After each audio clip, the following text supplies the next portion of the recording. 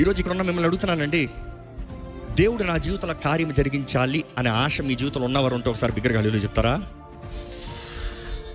దేవుడు చేస్తాం ఒకటి. రెండోది, మన జీవిత విధానం మార్చుకుంటాం ఇంకోటి.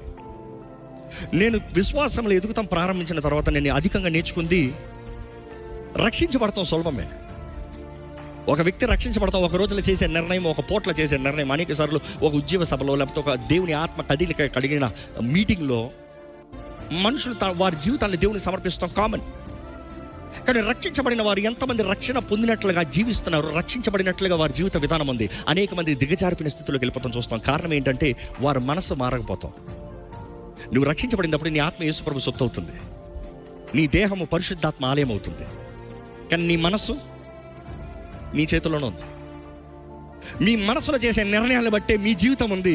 జీవము, మరణము, ఆశీర్వాదం, శాపం మీ ముందు ఉంది. ఏది కావాలో కోరుకొని దేవుడే వాక్యాలు చెప్తున్నాడు.